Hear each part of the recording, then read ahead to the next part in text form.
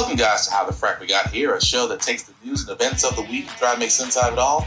I'm your host and most Will Buchanan, and on this show, we simply are all about the facts. There are plenty of news stations out there that simply want to do anything short but inform you. Here at How the Frack We Got Here, that's all we believe in. We go out to the lefts, we go out to the rights, we go out to the middle of independence, we go out to all sides because there's more than one side of the story to everything. And you need to know it all in order to actually to actually formulate your own opinion. And that's what we try to do here at How the Frack We Got Here. Thanks for listening, and hold on. It's going to be fun. All right, guys. Today's date, June the 5th, 2021, and this is How the Frack We Got Here. I'm your host and most Will Buchanan. How the Frack We Got Here. We do take the events of the week and try to make sense out of it all. Before I do get started, this is a family-friendly podcast, or at least we try to be, as we try to watch our language. Sometimes some choice words will fly. I apologize for that. But sometimes we may show things of a graphic nature, so viewer discretion is advised. Aside from that, welcome. Okay, well, because this is the weekend, let's be honest, not really a lot of news actually going on here, but we'll see what we got. Especially with the Republicans' favorite undercover person. I was going to say undercover brother, but it wasn't going to sound right.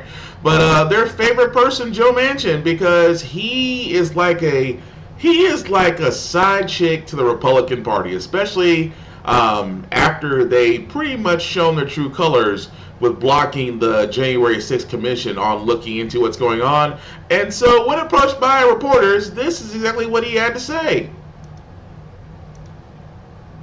Right now from a key Democratic senator whose vote could make or break President Biden's infrastructure plan. We're talking about the West Virginia Senator Joe Manchin. He just spoke to our chief congressional correspondent, Manu Raju, who is on the scene in West Virginia, Morgantown, West Virginia for us. Manu, so what did he tell you?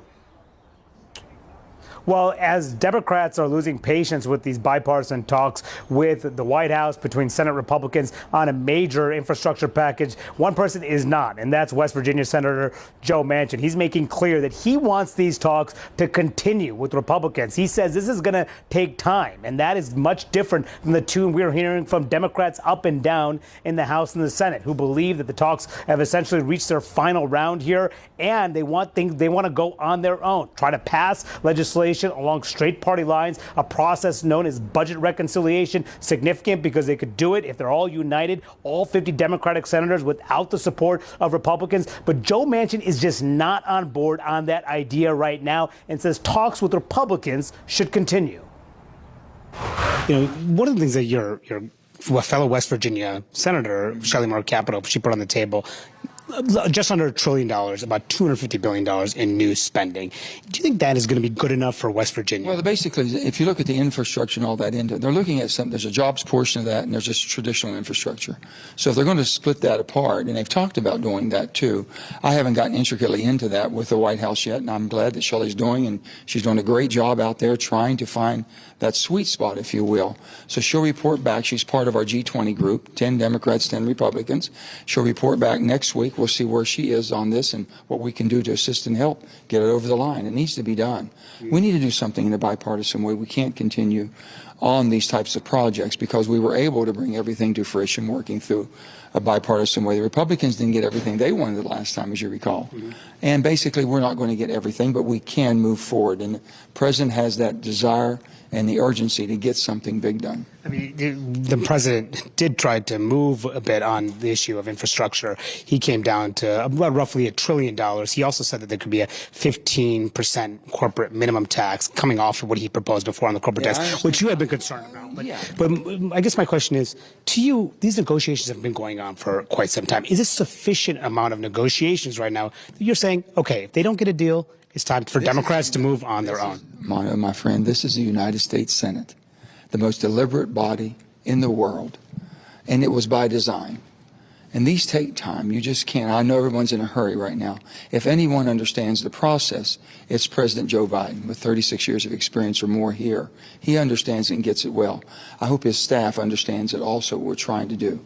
We've got to bring our country together. We can't continue to split and go further apart. We just can't do that. And we've got to work together, and that takes a lot of time and energy and patience.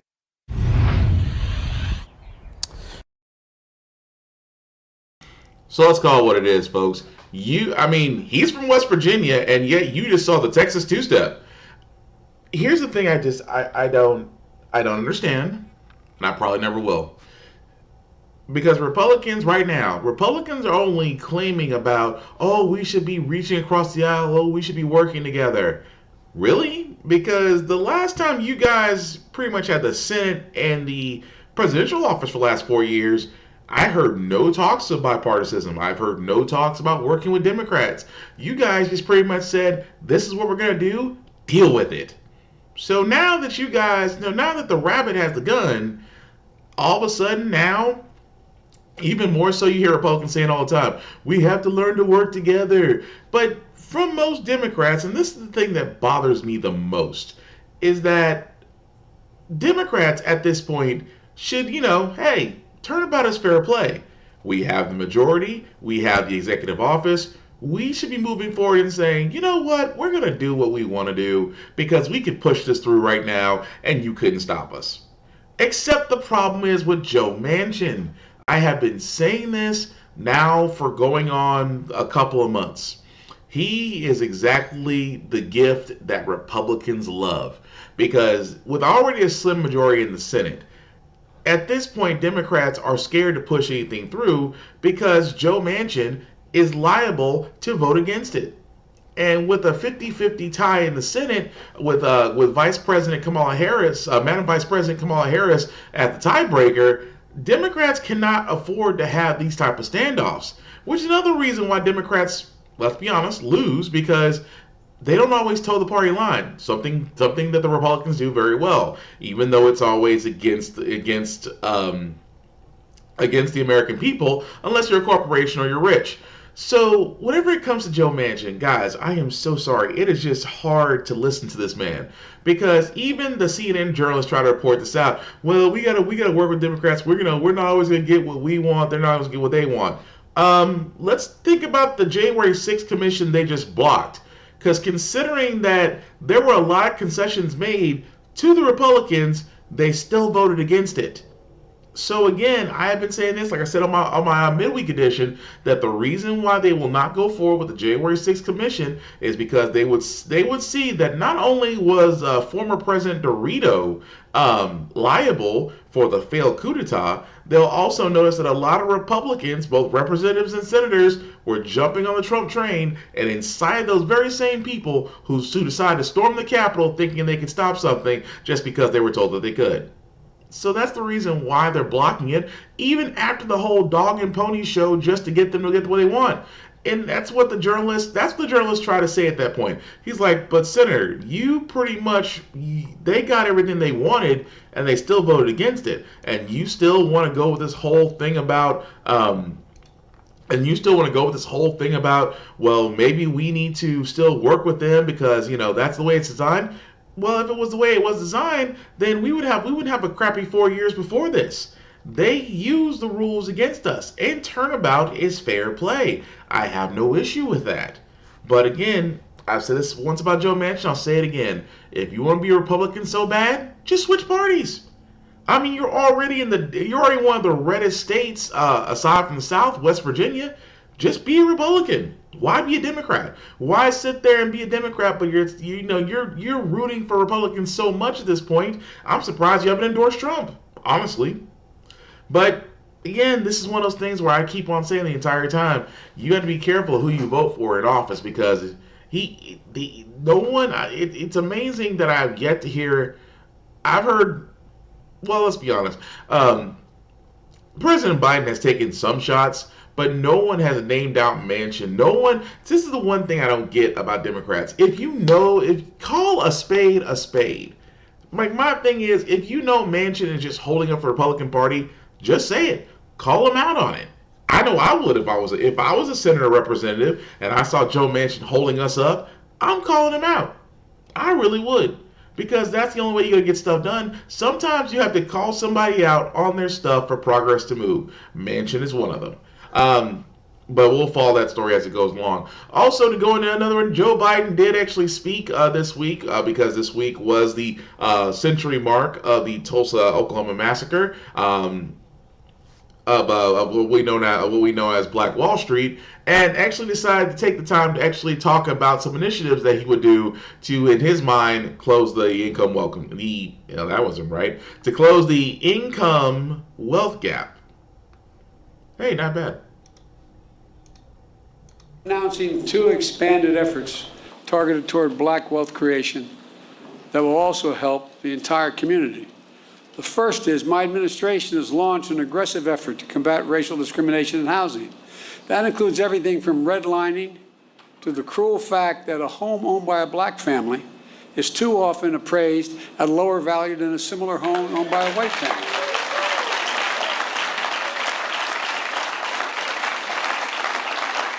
And I might add, and I need help if you have answered this one, I can't figure this one out, Congressman Horsford, but if you live in a black community and there's another one on the other side of the highway, it's a white community, it's built by the same builder, and you have a better driving record than the guy with the same car in the white community, you're paying more for your auto insurance. Shockingly, the percentage of black American homeownership is lower today in America than when the Fair Housing Act was passed more than 50 years ago. Lower today. That's wrong. And we're committed to changing that.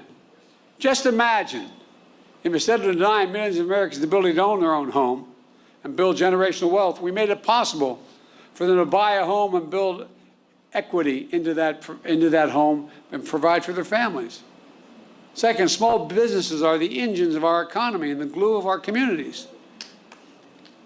As president, my administration oversees hundreds of billions of dollars in federal contracts for everything from refurbishing decks of aircraft carriers to installing railings in federal buildings to professional services. We have a thing called, I won't go into it all, but there's not enough time now, but I'm determined to use every taxpayer's dollar that is assigned to me to spend going to American companies and American workers that build American products. And as part of that, I'm going to increase the share of the dollars the federal government spends to small disadvantaged businesses, including black and brown small businesses. Right now it calls for 10%. I'm going to move that to 15% of every dollar spent will be spent with those. I have the authority to do that. Just imagine if instead of denying millions of entrepreneurs the ability to access capital and contracting, we made it possible to take their dreams to the marketplace to create jobs and invest in our communities. The data shows young black entrepreneurs are just as capable of succeeding given the chance as white entrepreneurs are. But they don't have lawyers, they don't have accountants, but they have great ideas. Does anyone doubt this whole nation would be better off from the investments those people make? And I promise you, that's why I set up this National Small Business Administration that's much broader, because they're going to get those loans. Instead of consigning millions of American children to under-resourced schools, let's get each and every child 3 and 4 years old access to school, not daycare, school.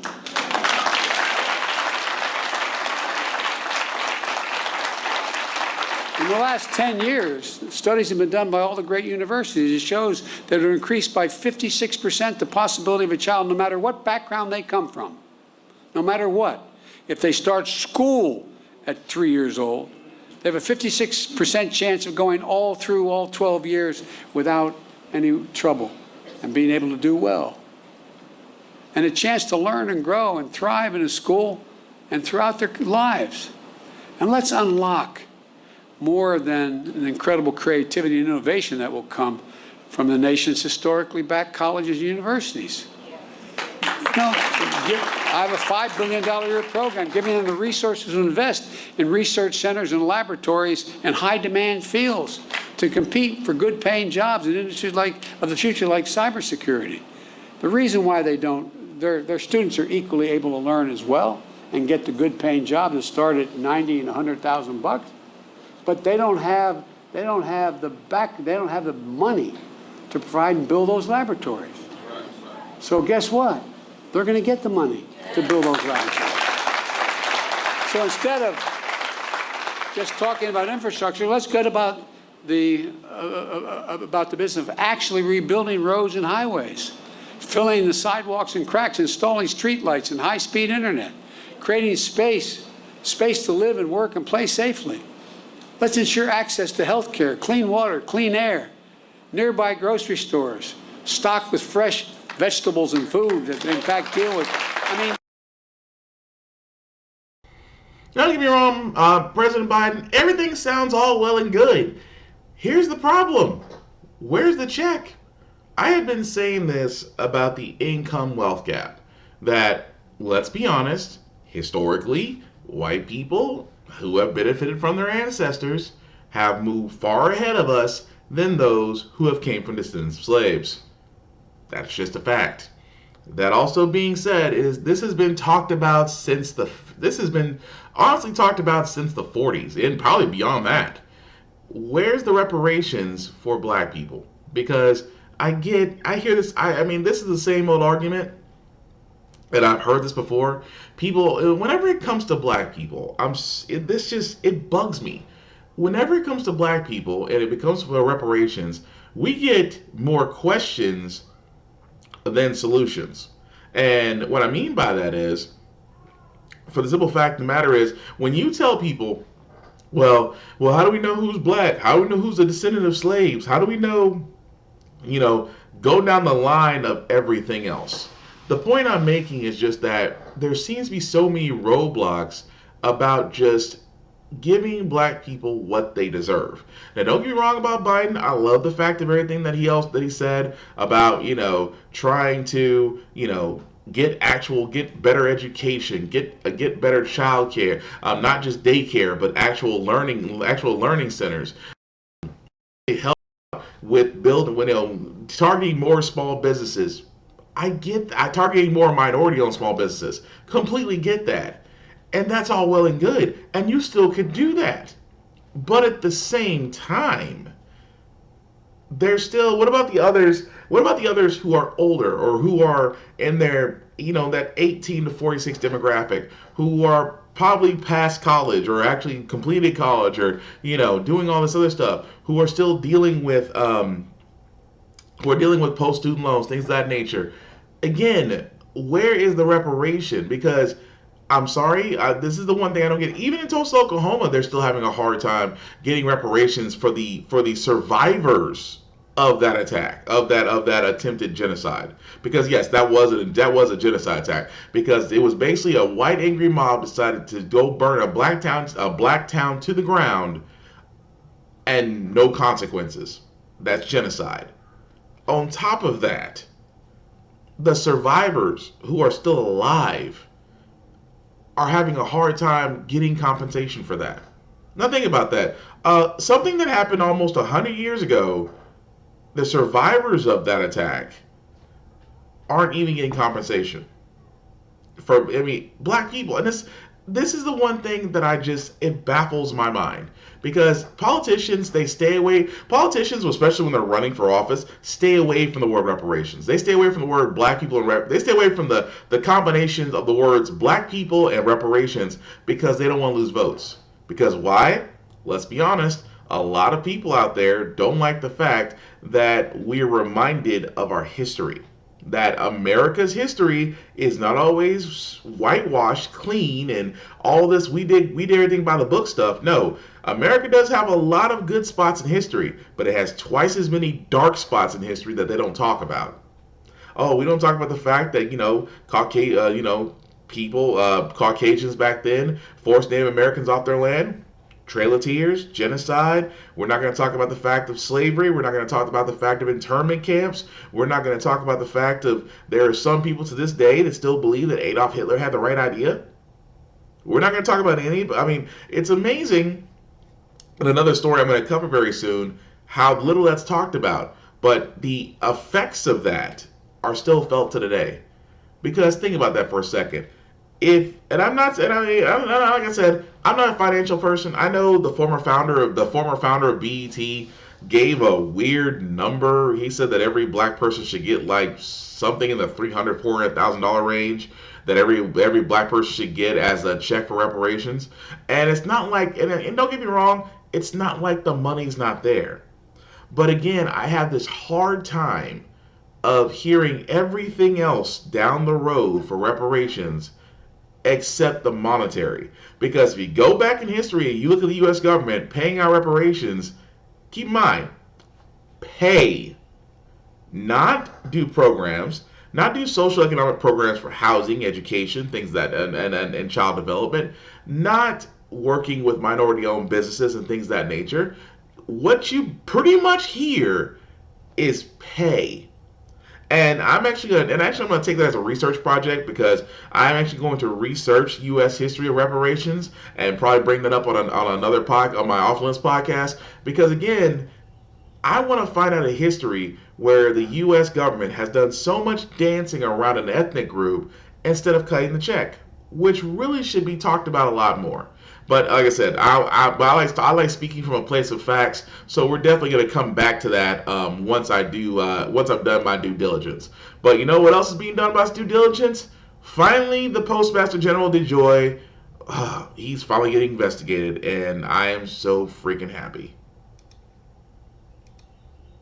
Investigating Trump-appointed Postmaster General Louis DeJoy. A spokesman for DeJoy tells CNN that the focus of the investigation is campaign donations made by employees at DeJoy's former business.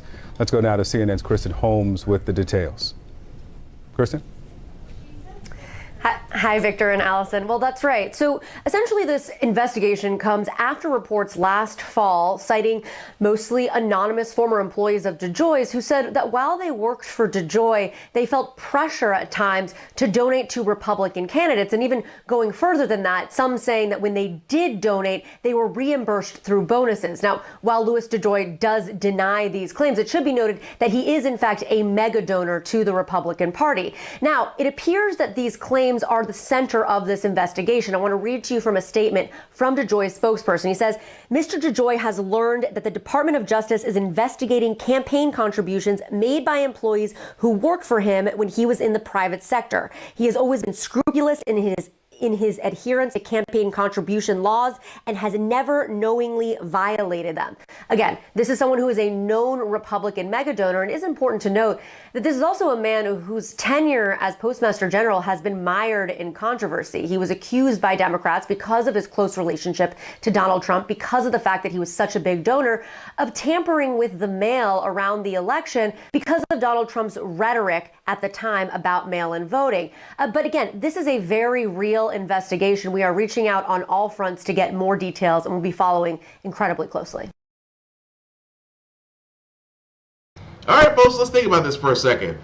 Another Trump appointee is being investigated. I wonder how this is going to end up. I've been saying this since this guy got appointed by Trump. Keep in mind, he has no experience being a Postmaster General. He has no experience handling one of the oldest and most respected logistical systems in the United States, which is the U.S. Postal Mail Service.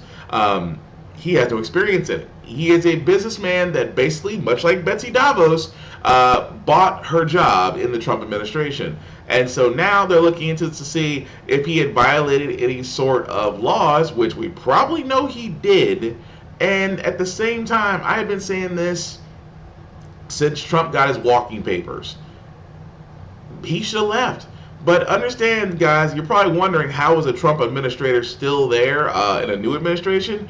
Well, because the Postmaster General's position can only be removed by the Board of Governors, which means all governors from all 50 states will have to come together and come to a consensus, or at least a majority, to vote out the Postmaster General, which they have not done yet.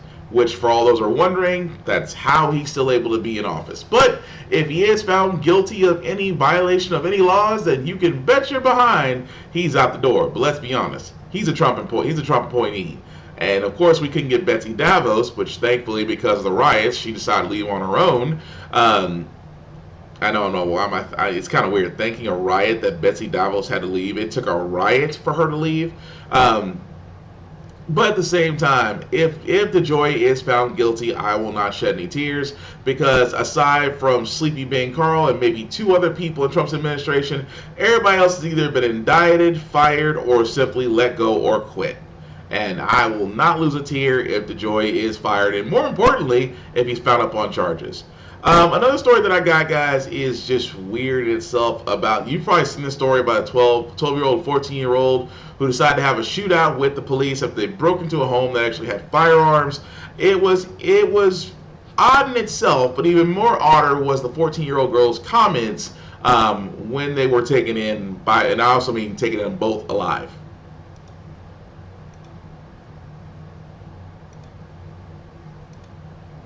The unimaginable standoff between sheriff's deputies and 2 children, ages 12 and 14. The boy and girl armed with powerful weapons. Authorities say they fired on the deputies. And a deputy can be heard saying quietly to himself, "Don't make me do this."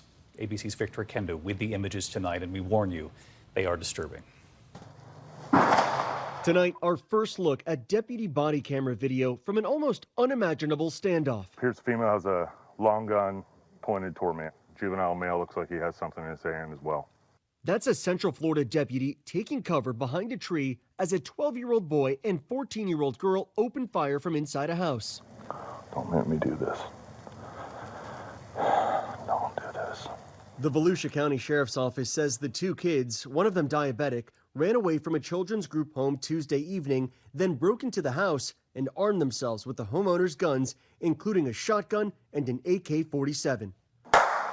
The kids refusing to surrender. The sheriff's office says when the girl came out of the garage, firing the shotgun in the deputy's direction, that's when they shot back, striking her. Helicopter video capturing the gunfire. They did everything humanly possible not to engage them because they were juveniles. They took gunfire. Keep your hands up! The boy quickly dropping his weapon, obeying commands. Step on that rifle. The video is blurred as they approach the girl and try to help. Hey, what's your name, sweetie? Rip it. Come on. You can hear her crying. Tonight, she's reportedly in critical but stable condition. Once in custody, authorities say the boy told them that the girl said, quote, "I'm gonna roll this down like GTA," referring to the video game Grand Theft Auto. The girl's father, who currently does not have custody, telling our affiliate WFTV he's shocked. I can't believe that my daughter had a shotgun and she was shooting at deputies. And the sheriff says they were called to that children's group home 289 times just in the last year. That home calling what happened tragic and saying that they are temporarily suspending their emergency shelter care program that those kids were a part of. Now, don't get me wrong, it is truly sad, but come on now, I almost want to sit there and say, you know what color those kids were, because keep in mind, they said they brought them in alive, and I just sat there. The moment I heard alive, I'm like, yep, those weren't black kids. But again, the one thing that disturbed me, again, like I usually hear in most of these areas, I'm going to mow them down like GTA. And I can already see the argument behind this. Oh, video games make children violent. No, as a person who's played video games for almost a quarter of my life, I've never been violent. I've never decided to take it in my firearms to go up to law enforcement. I've never decided to go run down people just because I thought I could do it. I never thought about doing anything detrimental to that. Why? Because I don't ever want to be in jail. Like I said, it's I don't want my freedom taken away from me, but I can already see this is going to be used as an argument for those to sit there and go, well, that's just violent video games. No, it could be a lot of things. A lot of things are more of the environmental, social environments, as social environment they're brought in as well. Keep in mind, these are juveniles, and Lord knows what their mental state is. Especially with one girl being removed from her father. Her father's like, I don't know why she broke into a house and picked up guns. Well, Florida kids. Need not anything else be said. And I know not all Florida kids are like this, but let's be honest. Every time you hear a story like this, you're usually looking for one word in the entire title of the sentence, and we're not disappointed when it said Florida teens. But actually, I have to give the law enforcement their credit. I know sometimes we do bog down law enforcement, but you can literally hear the guy saying, "Don't make me do this." He's like, because let's be honest, law there. And I keep on saying this before. yeah, if you're not up for the training, the rigorous screenings and things of that nature, being a law enforcement officer, you shouldn't be. But I cannot knock the law enforcement officer there that literally is like trying to get them to come in and do so, even though the teens are armed and shooting at them. So I can't knock the guy. I mean, when you hear him say, don't make me do this, don't make me do this, it's like he's different from what we usually hear. But again, I don't find it surprising they brought them in alive because, well, they're white.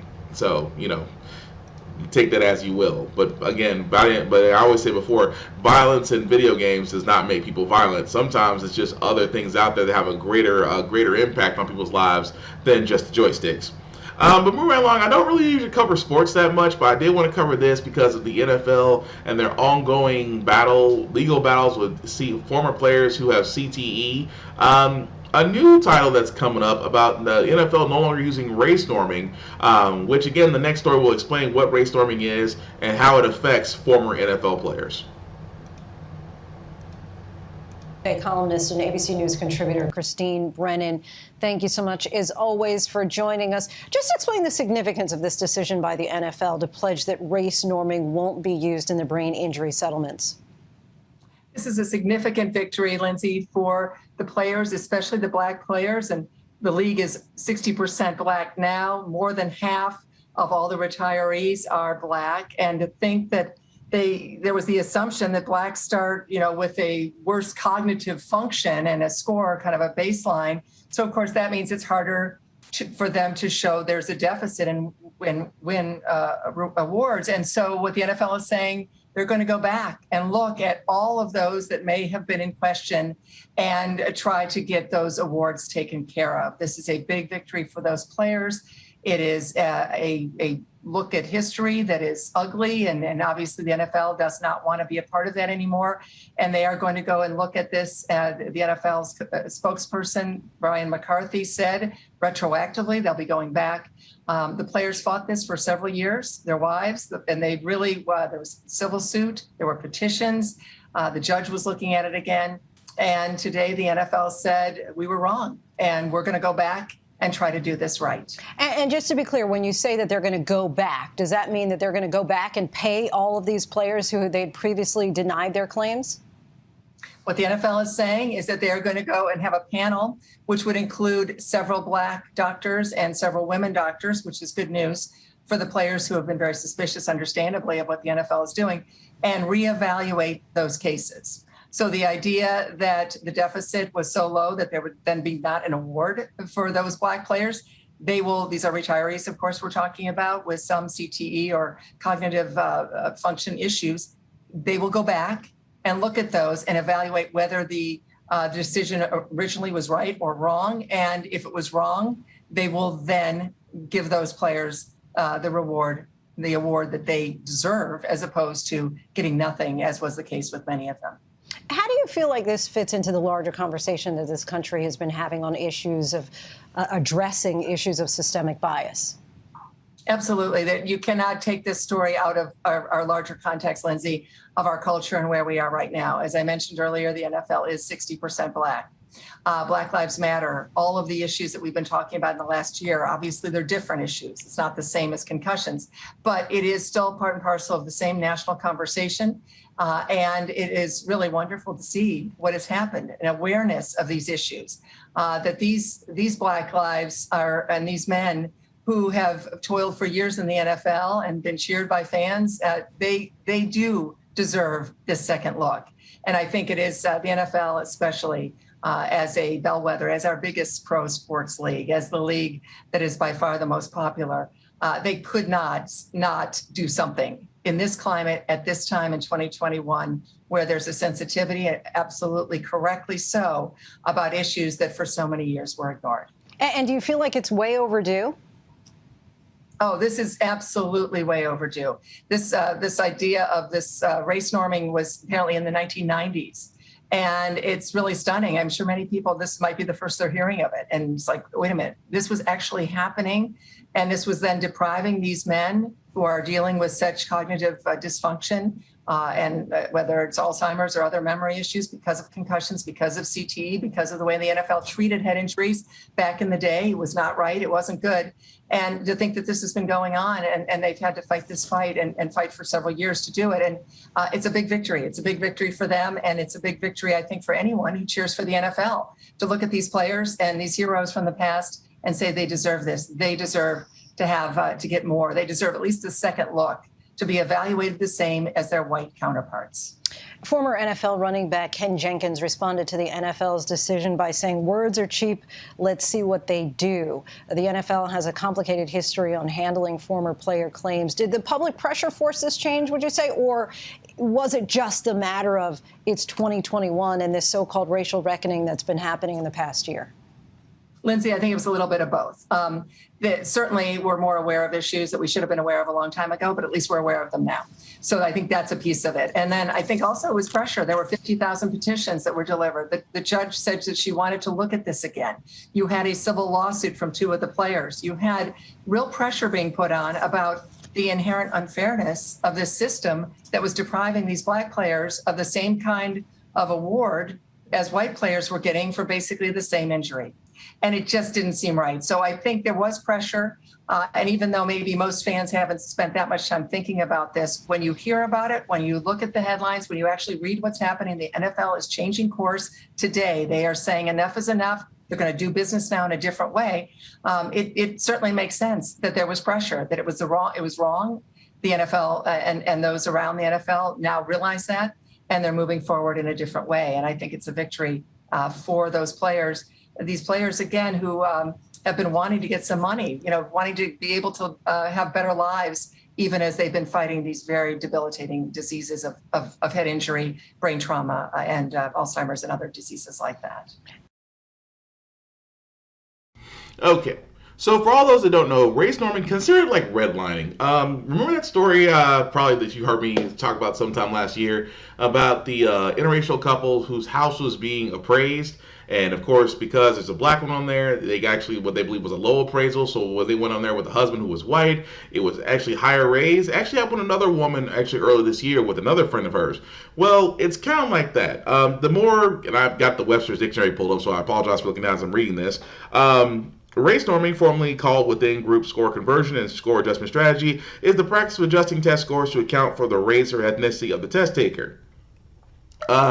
So it's weird that they're using race norming because, again, it really is a bit of an outlawed practice. I mean, not really outlawed practice, more like frowned upon, just because of its many biases and things of that nature. So, for instance, it's kind of like saying, well, if a black person does this as far as their concussion test, then of course another black person within a certain ethnicity group that they would basically test in certain ways. So, with that being said, it felt a little odd because if a black person did experience concussion-like procedures, concussion-like symptoms, and one other one didn't, then the test would actually basically put them together and say, well, this is normal. Kind of like the medians in a grading scale. If you have like three great grades, like say you have 3 A's, say for instance you have 3 A's, 1 B, and 1 F. So the median of that end kind of puts you somewhere in the middle between B and C. So let's just say each of those grades represents a person. So overall, they would give the median as the overall grade to everybody else. Completely messed up if you have extreme symptoms or very light symptoms. Either way, you still have the condition. And that's always been the messed up part about all this. It's just that the NFL did use that as the excuse to basically not pay these players for sustaining the injuries that they did throughout their career. We've seen that before when that movie Concussion, when Will Smith came out. We saw the ESPN special on Junior Seau and his unfortunate demise as far as due to issues with CTE himself, and countless other players who also have been diagnosed with CTE. It just comes to a point where the NFL is much like a gladiator. It's almost like the arena and they're the gladiators. They don't want to take care of the players once the crowds have moved on to the next best thing, and that's messed up. And therefore, just in the same sense where the NFL doesn't offer health insurance. I mean, you would think, and like, I know the argument, oh, these players are making multi-million dollars, they're signing a contract to billionaires, they should be able to get their own insurance. Okay, still, the NFL does need to have some, and that's why I say before, this is the NFL finally, to some point, being faced with accountability. They need to be held accountable for what these players go through. Similar to the NBA, Major League Baseball, National Hockey League, and Major League Soccer. There needs to be accountability for these players whose lives will be forever impacted from injuries they sustained. It's not because of the fact that, yeah, they may have signed $100 million.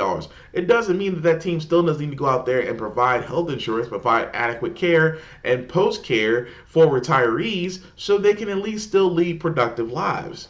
It's not that freaking hard. It always comes down to the NFL as best as it. The NFL, as someone once said, always boils down to this: millionaires fighting billionaires. Always comes down to money. And that's completely messed up. But hopefully, now that race storming has been out the window, the NFL should do right by these former players and actually get them the compensation and hopefully the care that they can have to lead comfortable post-football lives. Because let's be honest, there's been many stories out there that we've seen of players that make it to the league and then their lives are fractured after CTE. I mean, completely and utterly fractured. But moving right along, guys, I did want to talk about Pence. I know it's a little weird to talk about Pence, but Pence is actually out and about today at a conference that I think that because of this sentence, he might not be potentially Trump's, if he's not in jail by 2024, because let's be honest, on a story after this, I'm explaining about Trump. But, usually Trump setting up for a possible 2024 run. Pence has also kind of made it clear that he also wants to run. Just not with Trump. All been through a lot over the past year. A global pandemic, civil unrest, a divisive election, and tragedy at our nation's capital. As I said that day, January 6th was a dark day in the history of the United States Capitol. But thanks to the swift action of the Capitol Police and federal law enforcement, violence was quelled. The Capitol was secured.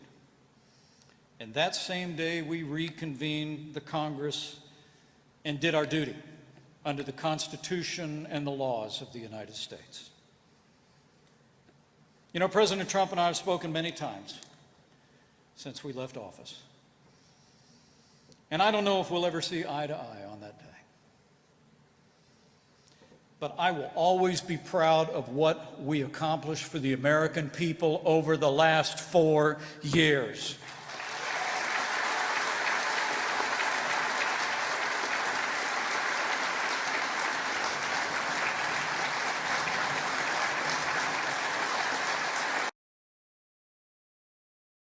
Yeah, so what did y'all guys do over the last 4 years aside from wreck the economy, give your large corporations and rich buddies tax breaks, and on top of that, really increase spending in our national debt and kind of almost got us killed with this pandemic stuff that you guys really slowed your feet under with Operation Warp Speed?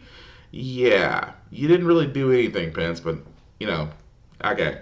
But again, he does actually speak about, of course, the January 6th coup d'etat. I can't call it a riot; it's coup d'etat. They tried to take over. They tried to Miramar themselves, but they're not the military. They tried to Miramar themselves into the Capitol, and it failed.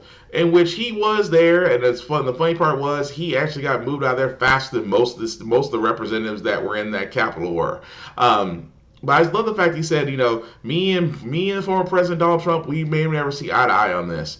Really? Because when it came down to impeaching him, it's kind of funny. I didn't hear him sit there saying, well, Donald Trump needs to be impeached because he incited the riot. He was mighty quiet when all that was going down for the second impeachment. But then again, it seems like the Republicans also had memory lapses because they were also sitting there cowering behind tables, desks, and offices when the very same mob they incited was coming in to stop them because their president told them to. Which it doesn't mean that Pence hasn't officially came out and said that he's running for 2024, but let's be honest, by that statement alone, he is kind of setting the tone that he may not be on the Trump train if Trump tries to run again. He may actually be seen as a potential challenger to the GOP candidate. And let's be honest, if Trump is not in jail by 2024, you can best believe that he will be trying to run again, especially after how successful he was the first time, which again, I've told people, it's no longer a joke because Trump has shown how he can take the Republican Party and voters and dang near beat someone like Hillary Clinton, who was way more than qualified to be the first Madam President. She was way qualified, and yet Trump beat her because a lot of people didn't want to vote. So it's not a joke. We should be taking this very seriously. Speaking of things that are taken very seriously, I actually need to start a segment called the douchebag of the week, because Governor Ron DeSantis has done by far the most douchiest thing you could ever do, which was sign a bill banning trans athletes during the first day of Pride Month. So a shout out to all my LGBTQ brothers and sisters out there. Please don't add another consonant to that already long phrase. I already have enough hard time saying it. But it's all love from How the Frack We Got Here, because we do love you, we do stand beside you, we do support you. But what Governor DeSantis did was by far one of the most underhanded and by far petty things you could do during Pride Month.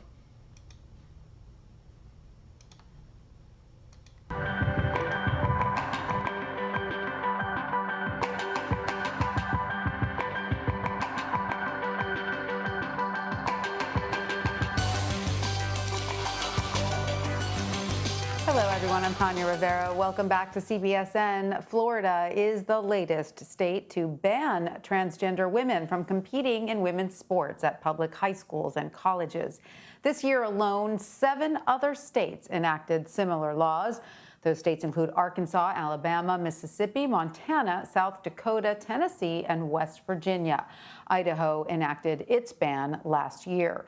Governor Ron DeSantis signed Florida's bill into law yesterday on the first day of Pride Month. The Human Rights Campaign announced plans to challenge the new law in court, saying, quote, Governor DeSantis and Florida lawmakers are legislating based on a false discriminatory premise that puts the safety and well-being of transgender children on the line. Joining us now is the president of the Human Rights Campaign, Alfonso David. Alfonso, welcome. It's great to have you with us. So give us some more insight into this new law in Florida, because it goes beyond just banning transgender athletes from women's sports. Can you tell us the full scope of the law? Sure. Well, thank you first for having me. The bill that was signed by Governor DeSantis basically denies transgender female student athletes from participating in sports consistent with their gender identity. It would specifically require a transgender athlete to show their birth certificate before they can participate in the sport. And the underlying premise of this law is that transgender athletes achieve some type of unfair advantage in participating in sports consistent with their gender identity. There's one problem. The science does not support that theory. Every major medical association, from the American Psychological Association to the American Academy of Pediatrics, denounce these bills and reject them as having no sound basis in fact or science, which is why the Human Rights Campaign is going to be suing the state of Florida for enacting this discriminatory and dangerous law. And, you know, some argue that these proposed bills level the playing field in sports, but Florida's bill specifies if a transgender man wants to play on a men's team, he can. It only bans transgender women from playing on a women's team. So given that, what do you think this says about the way we view trans men compared to trans women? Well, I think this bill further identifies and highlights the discriminatory paradigm and framework that some in our country live in. It's reprehensible and disgraceful that Governor DeSantis and other anti-equality extremists are basically looking to gain political points on the backs of a community that has already been demoralized and attacked. The science does not support their theory. To suggest that transgender female athletes have some competitive advantage is just not based in fact. And if they want to advance a bill that essentially discriminates against transgender people, you would think that they would be able to point to examples in their home state where transgender female athletes have achieved some competitive advantage. They haven't, because they can't. And to your earlier point, this bill does not in any way limit or bar transgender male athletes from playing on sports consistent with their gender identity. So either the legislature is unaware or uninterested in what gender identity really is, or science for that matter, or they're just simply trying to advance this bill for political points. Yep, pretty much. I mean, there's no other way to say it. I mean, I don't mean to cut the guy off, but he's exactly right. There is at this point, no one has been able to show any evidence of these transgender athletes getting an unfair advantage over any sport, whether it's a boys sport or a girl sport. They have yet to show any information. But yet, so far, Florida, Arkansas, Tennessee, and I think 2 other states have already sat there and signed bills into place banning transgender athletes because now they're forced to play on the sex that they were born with. I have been saying that this entire time. The simple fact of the matter is, 2 things are going to wind up happening. Because a lot of people have said, and even I've talked about this on my husband's podcast, where I sat there and said, well, it's been suggested that maybe they should have their own league. I said, well, if you do that, then the NCAA, who has embraced trans athletes, are going to go a different route. Because I said before, you can't name a case yet to where a female athlete was under some type of unfair rule that a trans athlete got. That's like saying a trans athlete who's playing a girls team because they identify as a woman gets a shot than someone who's organic, who's always been a woman, who's always been a girl her entire life. And that's they'll say, well, that she'll have all the advantages. Name one incident where it happened. You know what it's like? It's like the bathroom incident. It's like, that's what it is. It's like the bathroom incident. Well, we don't want transgenders using the bathrooms because what about that one guy who identifies himself as a woman and sees that girl and then terrible things happen? Name one time it's happened. They can't, because it's political. It's different. It's not to keep it. It's not to make it fair. Which is, again, this is the Republican, because it's not Democratic. This is not a Democratic thing. This is a Republican that they push this forward because, again, for a lot of these people are deeply rooted in religion, and especially of the Christian side, and they'll always be the first to sit there and say, well, it's not natural, or it's a sin, or it's all this, so I can't abide by this. Okay, cool, you can't abide by this. But because you're Republicans and y'all swear now y'all believe in small government, that you're going to use the government to push your way of life on other people who don't believe the same thing as you. That makes sense. In which, again, that's how we got to the bill, was that this is nothing more than honestly bigotry at its hardest, bigotry and prejudices at its hardest level. Because again, the NCAA doesn't care about trans athletes. The NCAA cares about money. They care about stars who will bring championships which bring boosters which bring money. That's it. They could care less if the person is trans or organic. They just want competitiveness. And that's what it should be. Because again, I have been saying this the entire time. If the NCAA starts picking up trans athletes over these other people in these states where these laws are prevalent, who are they gonna blame? What's next? Oh, the NCAA needs to ban trans athletes. Why? Because your daughter or someone that you know who was a woman didn't get the college scholarship that a trans athlete did. Sports is a lot of things, but hey, it's a chance. You got a 50% chance. I've been saying this. I've also been saying this when it comes to sports. Very few people. I mean, over maybe 60% of high school players go to college sports. Less than 5% make it to the professionals. So even if you make it, over less than 60% of high school players make it as full-on scholarship players. Less than 60%. And less than 5% actually become professional. So Miss me with all the fairness stuff, because you want to talk about protecting a woman's fairness chances at playing at a school, but you'd rather have complete control over them when it comes to abortions. Right. That just goes to show you the hypocrisy in all of this. But moving right along, I did want to talk about this. I was going back to a story where I was talking about, about them not wanting to teach certain histories, especially the dark spots in our Americas. Well, a lot of states, including my home state of Tennessee, are putting out laws that if a school teaches critical race theory, that their funding will be pulled. And especially in Tennessee, schools cannot afford to lose any more funding. But in other states, teachers are speaking out about it, and I like the fact of what the students are doing as well. Hilton reports from Oklahoma where some teachers worry they may lose their jobs because of a new bill. Anthony Crawford worries he could lose his job. He teaches creative writing at Millwood High in Oklahoma City, where a new state law is set to ban certain teachings of race, bias, and history. Racism is when you can take all these entities that make up a society and only can be controlled by one ethnic group, right? The law targets critical race theory, a decades-old academic study of the legacy of racism and inequality. But a growing chorus of Republicans use the phrase to describe diversity training and historical teachings they see as divisive. The law bans teaching concepts that lead students to feel guilt or discomfort due to their identity. I said, oh, okay, I didn't know what that was. And then now, here we are back in May, now they talking about a law. I'm like, oh, that was quick. Representative Kevin West was one of the authors of Oklahoma's bill. No teacher shall require or make part of a course the following concepts.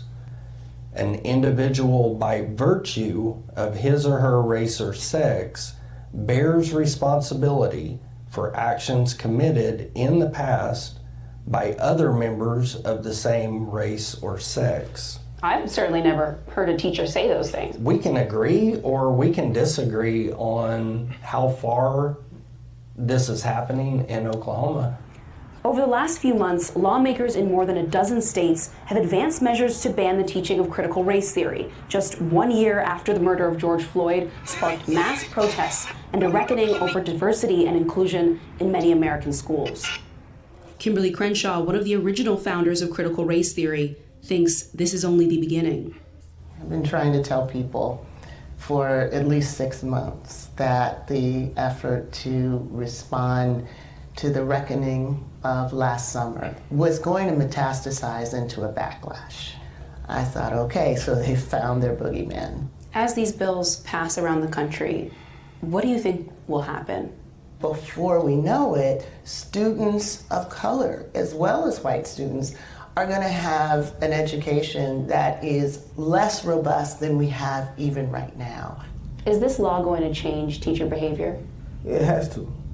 Because now, if a teacher don't want to lose their job, they're like, okay, well, I don't want to go there. I don't want to talk about this, knowing that it could be possibly a lawsuit or a possible way for me to lose my job. So I know a lot of teachers is going to move a lot differently. Crawford encourages students in his classroom to debate race and history intensely. Can y'all imagine a class where they don't talk about racism? How are you going to teach American history without speaking about racism? Because you cannot talk about American history without speaking about racism. You cannot do it. Their whole thing was we shouldn't teach this in class because one, it makes other certain ethnicities feel bad. That sucks. I'm sorry, that sucks. I feel bad, but I can't feel bad for something that I didn't do. We're our own person. You can't hate someone because of what their parents did. He says he'll keep talking about America's complicated racial history as he sees fit. Craig, in my conversations with the students that you met right there, they tell me that they're going to keep talking about uncomfortable historical topics about race and racism in America, whether lawmakers in their state approve of it or not. They say that no law could stop them from doing that. Such a fascinating conversation, Antonia, on so many levels. These new laws, do we know how they might affect the upcoming school year there? So, Craig, this law is going to go into effect in actually just a couple weeks over the summer. So it's going to be in place for this upcoming school year. Already, we're seeing teachers and administrators in Oklahoma schools have conversations about this, worry about the materials they might introduce or the conversations they've had or may continue to have in their classrooms. And you have to remember, teachers in public schools, they are not highly paid people. So many of them are concerned. They don't want to potentially be sued or have their careers end up on the line. And so, no matter what ends up happening with this law, many of the teachers feel like there's already been a chilling effect.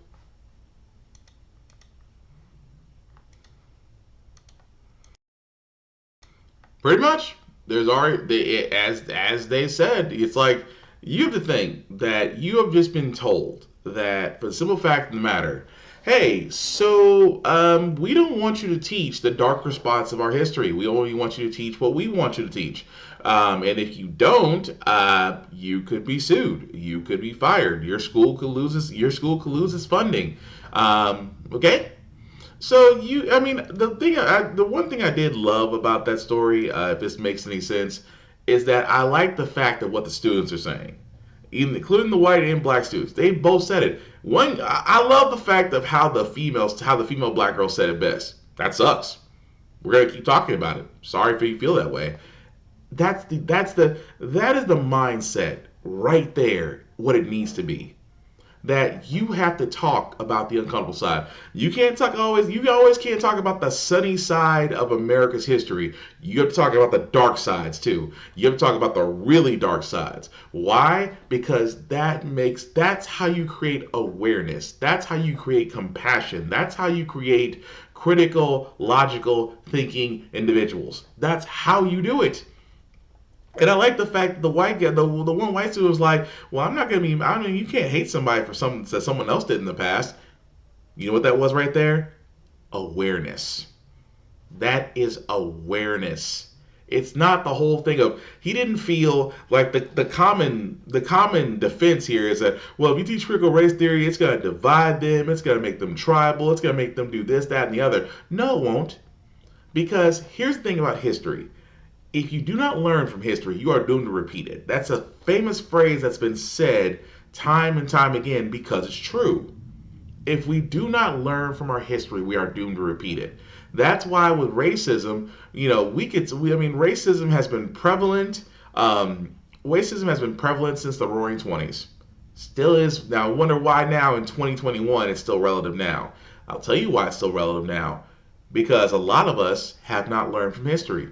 That's why critical race theory needs to be taught. And a lot of people, mostly white folks, feel a certain way because they don't want to be told. I don't know what it is about not telling the darker sides of our history that puts certain people in a tizzy. I would explain, because again, we didn't want this whole thing, there are some, at one point a year ago, they actually tried to change textbooks where they actually didn't talk about slavery. Where they try to say how the servants were indentured but happy and things of that nature. It is crazy that they say that stuff, but they try to push it through. They try to push through a court. They try to push through a public school system. The thing about it is, guys, that's why education is so vital. That is the reason why we need to actually speak in history in literal terms, and we need to do it with children to let them know that, hey, this is what happened, but you guys can change it. You guys can change the future based on what we teach you now. And it's honestly that simple. It really is. But you're always going to have those opposing forces out there. But I love the fact that those kids in Oklahoma were like, no, we're going to still talk about it. And I feel for those teachers because I've always said this best. Being an educator is one of the most privileged, but also almost like a truck driver. It is not respected as far as salary wise, as far as compensation, and just the ability of just the things that a teacher needs. It is one of the most undervalued professions out there because it has one of the greatest jobs in the world, teaching the next generation. And I'll be honest with you, I love educators. I have a very soft spot for educators because without them, I wouldn't be the person I am today. So with that being said, I feel for teachers because that puts them in a rough spot, especially in today's economy where, you can't afford to be without a job, and you certainly, can't afford to go to one of these crappy jobs that everybody says is available just because we're still fighting a minimum wage that should have happened well over 20 years ago. So I get where teachers are coming from. It puts them in an impossible position. But like I said before, the more we bring awareness to it, the more we bring it to our congressmen, the more we bring it to our local areas, that's how you affect change. You don't stop talking about it. That's how you make something that's completely uncomfortable and make it comfortable. That's the reason why we have to talk about these things. We cannot avoid them, at least in my opinion. But of course, before I get this wrapped up, before we go into our feel-good segment, I do have two stories. I am going to talk about this one, unfortunately, because you heard me sit there and say that Trump's coming back. Yes, unfortunately, he has returned to rallies because I have been saying this. The midterm elections are just next year in 2022. 2 years later is the next presidential election in 2024, and Trump is already making the rounds. Hitting the road starting this weekend, basically the kickoff for a summer tour to not only rally his Republican base ahead of the midterms, but to continue to sell his lies about the 2020 election ahead of 2024. NBCNews.com senior national political reporter John Allen is here with his new reporting. Jonathan, great to see you. Good morning, my friend. Good morning, Hallie. So you write, defeated presidents usually go away at least for a long while, not Donald Trump, right? He's got these plans, and I've been talking with folks in Trump world, as you know, too, kind of a revenge tour, kind of a sales pitch on these election lies, if you will. What's going on? Well, looking back to Grover Cleveland, the only president who ever lost a re-election bid, came back and won again, going that far back in history, skipping over the Jimmy Carter and George H.W. defeats in one term. I think President Trump, A, loves to go out and rally. B, he wants to be in the strongest position he can be to maintain his hold on the Republican Party, to try to help Republicans, and particularly pro-Trump Republicans, win midterms. And this is going to be a real tension point because there are Republicans who think that it's a bad idea to go down the path of electing, say, a Jody Hice in Georgia as Secretary of State instead of Brad Raffensperger, on the basis that he might go with Trump in an election dispute. So there are a lot of reasons for Trump to be doing this, and obviously has a lot on his hands at the moment, some legal jeopardy as well. Yeah, that's not going anywhere either. I know you spoke with a former Trump operative who told you this about the former president's prospects as he looks ahead to 2024. And this person said that, the former president could win the primary on his name alone. The problem is building a coalition of people among light-leaning Republicans and independents. He'd completely have to make a pivot of 180 degrees on his rhetoric. He would have to change and ask forgiveness. I don't know who your sources are, John, but come on. Anybody who has been around Donald Trump for the last 5 years that he's been in politics knows he's not going to change. He's not going to ask for forgiveness. He is not going to change his rhetoric. He will likely continue to threaten this 2024 run. What is that going to do to the rest of the field, right? Names like Nikki Haley, Mike Pompeo, Tom Cotton, who are widely believed to be planning a run in 2024, not to mention his own former VP, Mike Pence. I'm trying to think of the polite way to say this on national television. Please. It screws them. I mean, there is a degree to which Donald Trump continuing to have this hold on the Republican Party, and even though his approval ratings broadly are very low right now, meaning across the electorate, within the Republican Party, there's still tremendous interest in him. There's still an allegiance to him among the voters. And so what that means for these other candidates is they can go out and raise money and they can start to build their profile. But they are basically stuck in place. I mean, for almost all of them, they're trying, as this operative said to me, and I didn't use the term in the story, but this operative who is basically saying Trump shouldn't run, basically it was saying, like, all of these candidates are Trump-like. Whether you're talking about Mike Pompeo or Nikki Haley or former Vice President Mike Pence, all of them would be trying to run for his base and Ron DeSantis of Florida. And they're not able to do that if those voters think that Donald Trump is going to run for president again, and certainly not able to do it if he does run. Yeah, we heard it.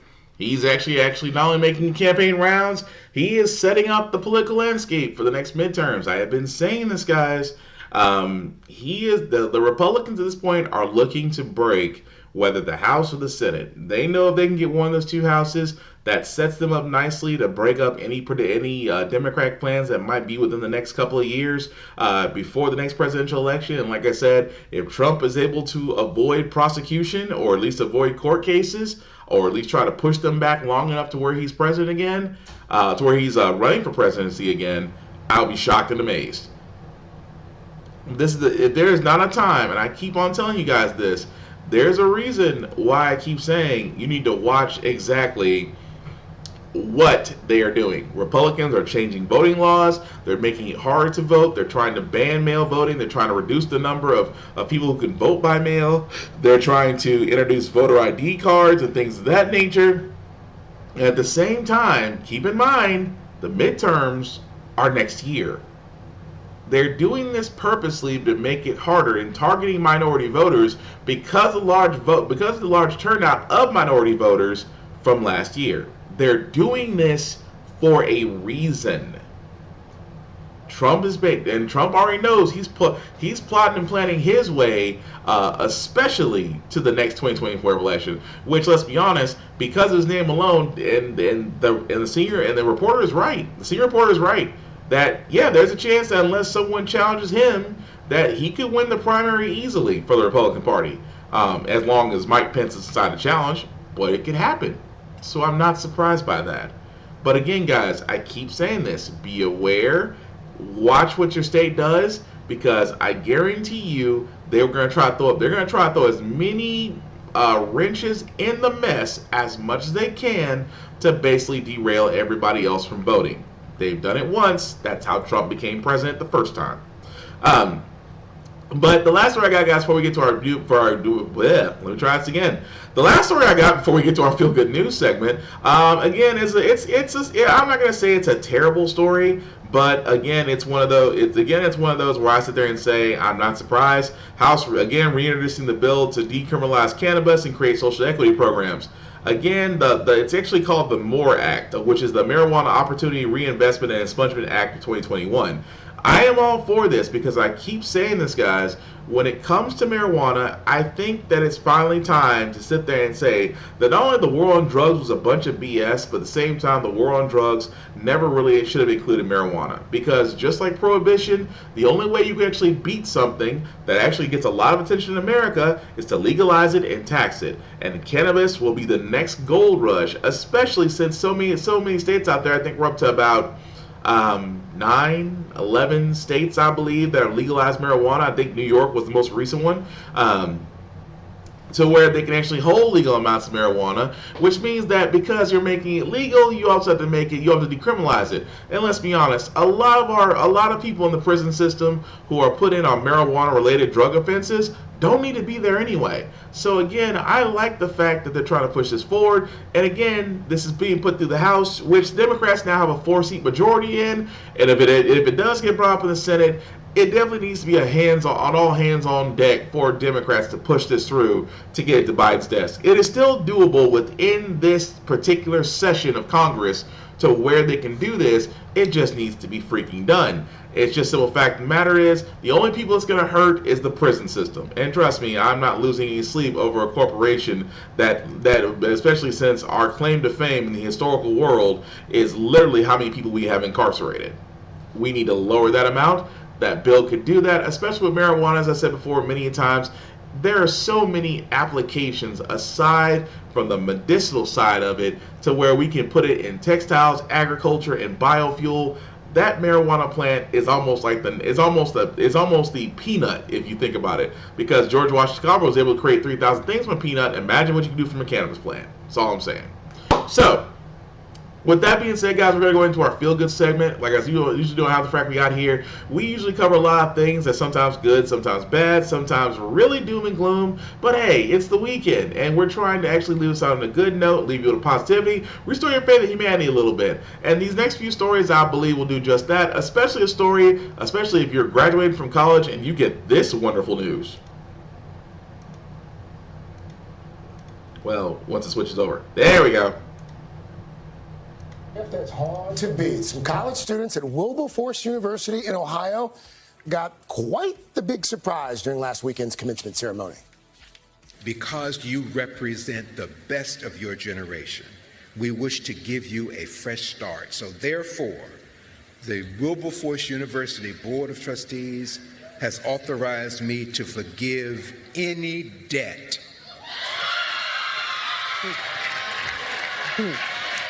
Yeah, that was University President Alfred Anthony Pickard delivering the good news. The ceremony was attended by both 2020 and 2021 graduating classes because of the pandemic. The private, historically black university was able to wipe out student debts through a number of scholarships. You heard the students screaming there, the parents screaming just a little bit louder. Yeah. And I'll be honest with you, I love stories like that. Not to go into the whole thing of what they're wiped out. I was like, okay, cool. I'm not going into that story. I'm just simply saying it's great to see, especially black people graduating. I love to see black people graduating from college, even more so that they're graduating with a fresh start. Imagine, like, I can't say anything. I got student loans. Hey, I made the decision. I will somehow try to beat it. But again, guys, I like the fact that some schools are taking into account that whoever is graduating, they're trying to give them a fresh start. They're trying to, say, hey, go out there and make your mark on life, and do so without not having to worry about student debt being over your head. Because for anybody that doesn't know, who doesn't have student debt, you want to talk about something that will probably follow you into the afterlife, it'll probably be that. But again, I just wanted to give those students that shine those props for that, because that's really great on behalf of that university to do so. Moving right along, guys, I did actually want to speak about this other one as well. This Oklahoma inmam decided to actually leave money. Let me explain it this way. An Oklahoma imam highlighted interfaith unity in his community after a teenage girl who was identified as Jewish asked him at his mosque to donate her babysitting money to help Palestinians. The imam said he was working outside his mosque last week when a car dropped off a teenager and searched the imam. She arrived Wednesday between prayers before sunset, and the only person there was that individual who was wearing gym clothes and a cap while he did yard work. Of course, the teenager walked up to him and gave him an envelope with $80 in it and told him she wanted to help a family in Gaza. Now think about this for a second. For all those that are literally and figuratively unaware of what's going on in the Middle East right now, that yes, it's a tale as old as time on the Gaza Strip between the Israeli and Palestinians, and that war, look, there's not a point in me to really go into that. I just like the fact that the fact of the matter is that there's a group of that the individual out there takes upon their heart to think of someone else who literally could use help. A random act of kindness is what that is, and I like the fact that it was a random act of kindness. It wasn't anything malice. It wasn't anything tied to it. She simply wanted to sit there and say, could this money be helped to help a family that may need it? I love those type of stories, because I keep on saying this, guys. Time and time again, if you have the ability to make somebody's life better for a minute, an hour, a day, or a lifetime, if you have the ability to change somebody's mood or day around, go ahead and do it. One random act of kindness can always be accepted, because the world could use more of that. And I think the young teenager who decided to do that there was really great, and I give her all the props in the world for that. And speaking of props, I have this last story out here, because parents, let's be honest, we love parents who see their children graduation. It's exciting. It's a heartwarming moment. It's an achievement in their own minds. However, this father, I think he took the medal this year for extreme celebrations. All right, it's that time of year when some parents go a little overboard at their kids' graduation ceremonies, like one dad who just wanted to let everybody know how proud and happy he was.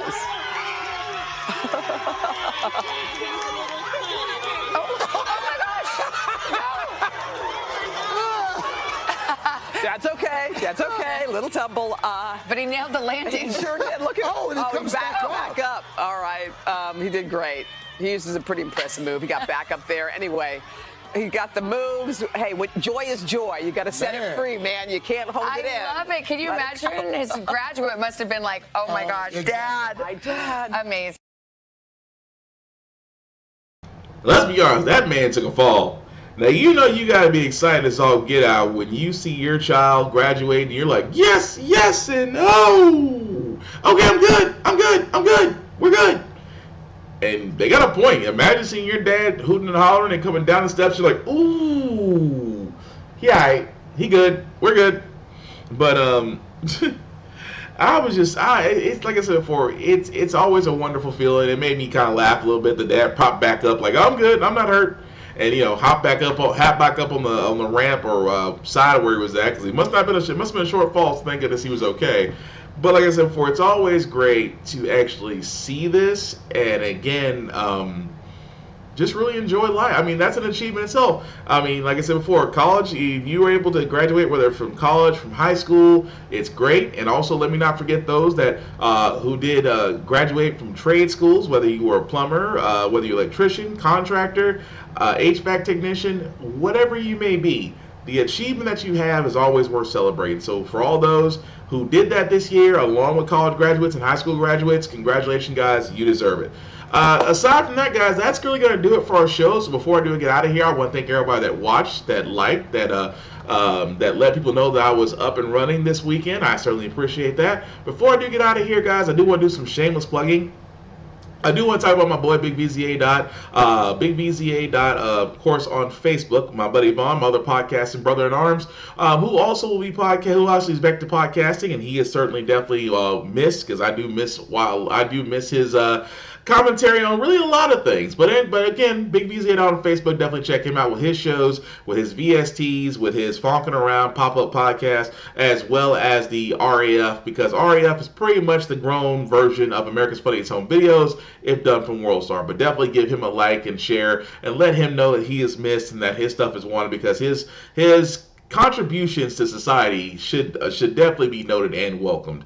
Aside from me, guys, link at the bottom. If you copy and paste that into your browser, will take you to my link tree for all my YouTube and Facebook groups, for all my podcasts, How the Frack We Got Here, Get Bit, and the Off Limits podcast. My schedule, guys, really hasn't changed. Of course, every Wednesday from 8:30 to 10 is the midweek version of How the Frack We Got Here. Every Friday from 8:30 to 10 o'clock is my video game podcast, a video game, anime, comic book, wrestling podcast, Get Bit. And of course, this Saturday, as you're currently watching right now, is the weekend edition of How the Frack We Got Here, followed by a little bit later on that Saturday, a little later on tonight at 9:30 to 10 o'clock, 9:30 to 11 o'clock is the very adult Off Limits podcast, in which we will definitely go there as far as the subject. So definitely like, share, and repeat this, guys. Let me know if you do like this. If you didn't, please let me know anyway. I still want to know you guys' opinion. And aside from that, like I said before, trying to grow this into something that, again, is just to show a different side of the news that you want to see, love, and hear.